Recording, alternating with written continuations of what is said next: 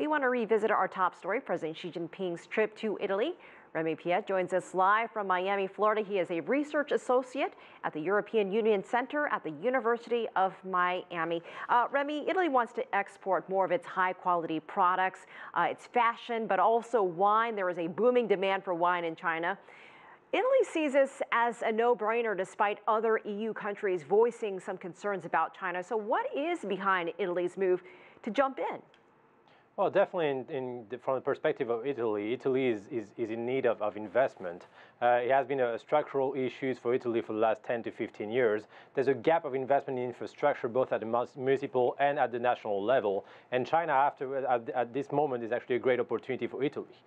Italy is not whichever country. I mean, although we have already 13 European countries that have voiced their interest or signed on the Belt and Road Initiative, Italy is one very important country on the geopolitical map. It will be the first G7 countries to actually sign on this agreement of Belt and Road Initiative. And politically, Italy is one of the founding members of the European Union.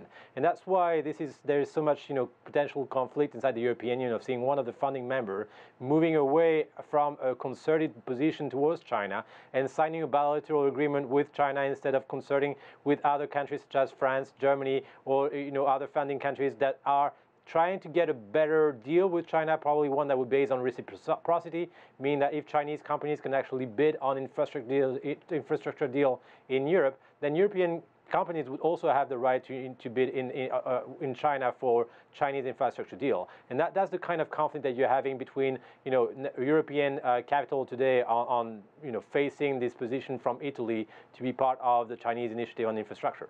So that being said, what message is Italy sending to the EU?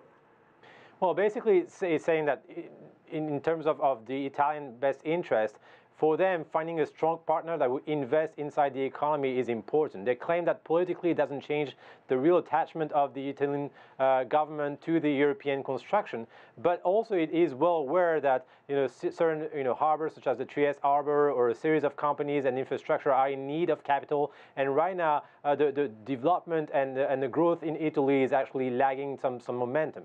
And so Italy is saying, if we can't find some kind of a joint position in Europe to actually invest in our own infrastructure and build the future of our growth, then I'm more than happy to answer the call from China. And China then, after Italy, will actually go to Monaco, which is another non-EU country, but actually has signed with Huawei an important deal on infrastructure for telecommunication infrastructure, and will then go to France, where we'll face Macron, which is much more complex in terms of finding strong partnership with a country which has voiced more of a position to try to be very cautious of deals with China.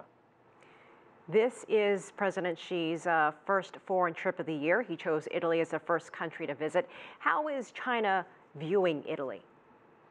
Well, China is seeing Italy as a strong political partner. Again, for China to sign with a G7 member country, it's a huge step forward. It's very different than signing with an African country or Latin American country in terms of infrastructure. The Italian economy is strong. The Italian economy is able to offer a series of different products and know-how to Chinese companies when they invest in China.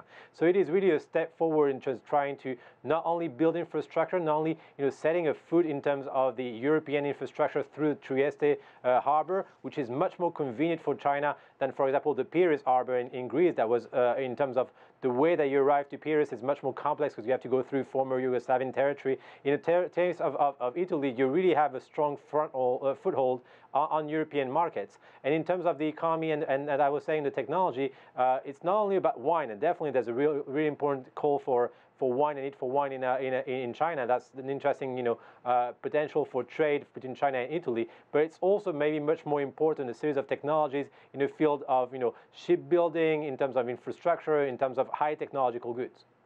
All right, Remi Piet in Miami. Thank you so much for your time.